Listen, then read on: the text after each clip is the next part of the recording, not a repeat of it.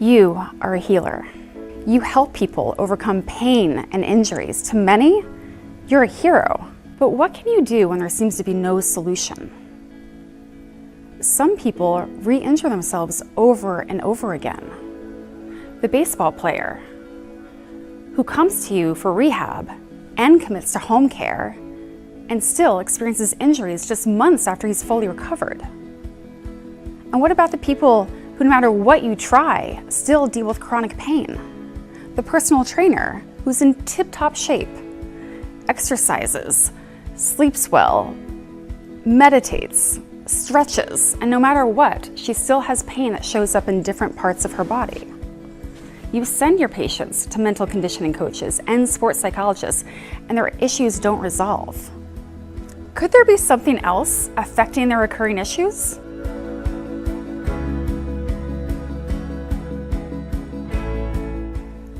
It's 2001, and I just landed my dream job at a magazine in New York City.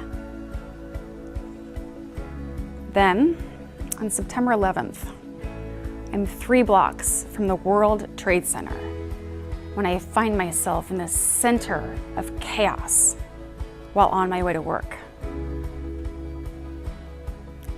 In the weeks that follow, I become progressively tired, stiff, and I'm in constant pain. Walking just 1 block exhausts me.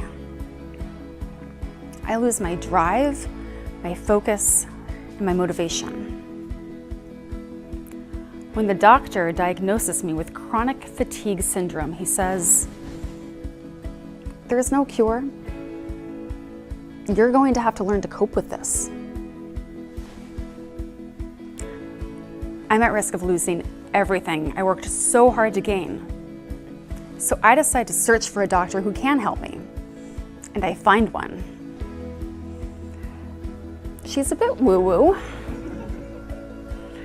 but she finds the cause of my pain and fatigue, unexpressed emotions. All the fears and anxieties had made their way to my bones, my muscles, my joints.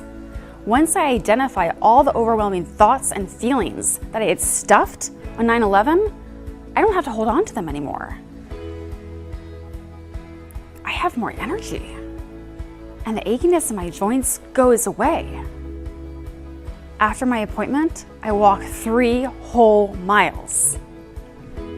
I've learned that symptoms are brilliant distractions that allow a person to avoid emotional pain.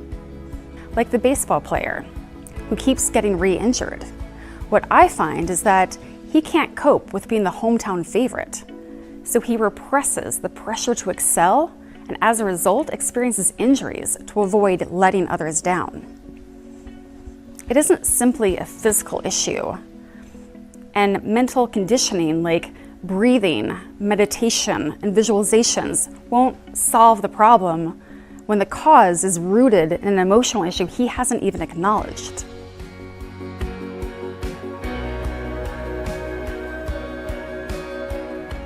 Or the personal trainer, whose pain goes away in one part of her body only to show up somewhere else.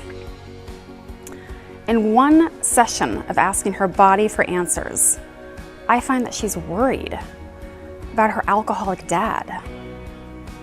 But until she identifies and even releases the emotions associated with the stress, her body will continue to be in pain. If not expressed, stress gets stuck in the body and come out sideways in the form of pain, anxiety, depression, fatigue, and recurring injuries. Once you identify the hidden emotions, even release them, pain can be released. People can get better. You might even help them leave chronic pain behind permanently.